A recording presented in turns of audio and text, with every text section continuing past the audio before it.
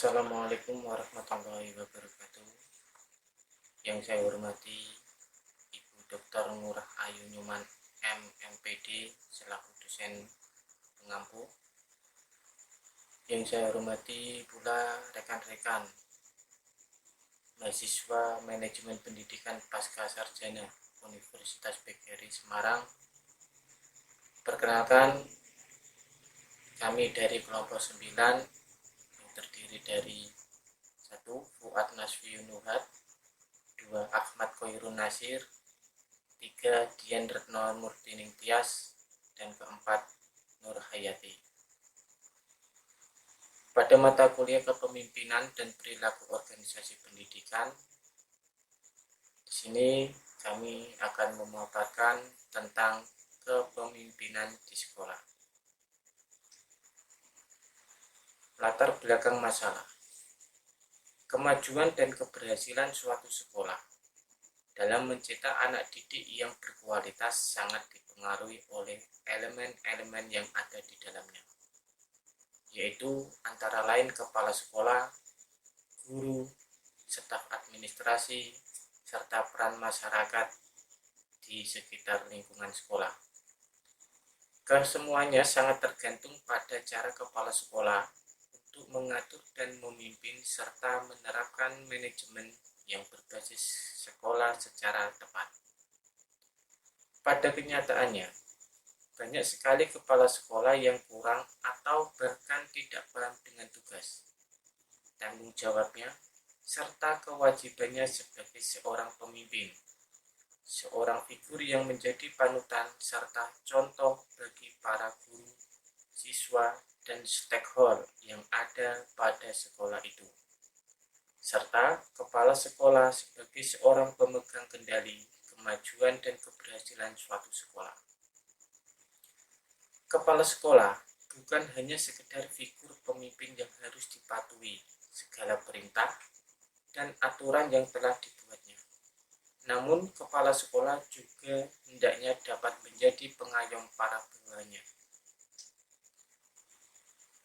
Rumusan masalah. Berdasarkan latar belakang yang telah diungkap, dapat diperoleh rumusan masalah sebagai berikut. Yang pertama, apa pengertian tentang kepemimpinan?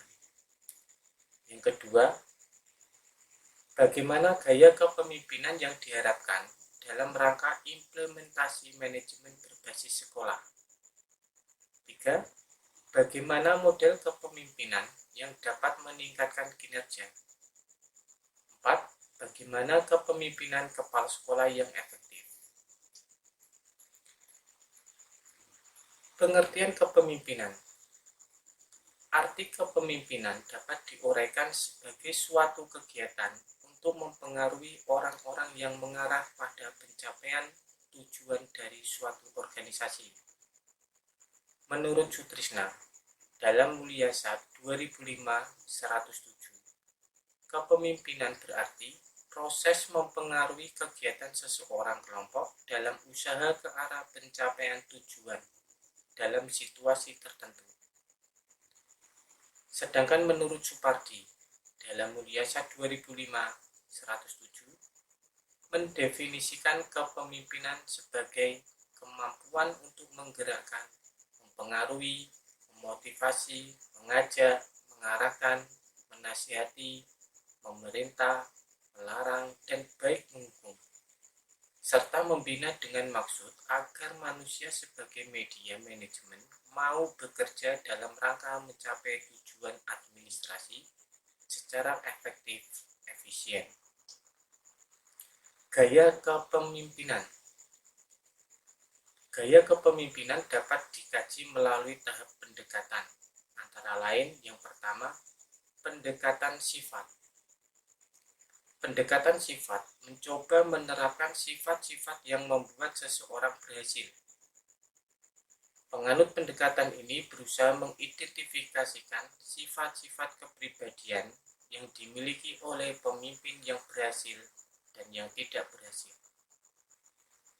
Menurut Sutrisna, dalam Mulyasat 2005-108, mengatakan bahwa dalam pendekatan sifat terdapat sifat-sifat tertentu seperti kekuatan fisik atau keramahan yang esensial pada kepemimpinan yang efektif. 2. Pendekatan perilaku. Studi pendekatan perilaku memfokuskan dan mengidentifikasi perilaku yang khas dari pemimpin dalam kegiatannya mempengaruhi orang lain. Pendekatan ini banyak membahayakan gaya kepemimpinan yang dijalankan oleh pemimpin. 3. Pendekatan situasional. Pendekatan ini menitik beratkan pada berbagai gaya kepemimpinan yang paling efektif diterapkan dalam situasi tertentu. Berikut ini adalah beberapa studi kepemimpinan yang paling efektif diterapkan dalam situasi tertentu. Kepemimpinan dalam peningkatan kinerja. Yang pertama, pembinaan disiplin. Peningkatan kinerja pegawai dalam MPS perlu dimulai dengan sikap demokratis. Oleh karena itu, dalam membina disiplin perlu berpedoman pada sikap tersebut. Yang kedua, pembangkitan motivasi. Menurut teori Maslow, dalam Mulyasa 2005-123, membagi kebutuhan menjadi 5 kategori, yaitu kebutuhan fisiologis, kebutuhan rasa aman, kebutuhan kasih sayang, kebutuhan akan rasa harga diri, dan kebutuhan akan rasa aktualisasi diri.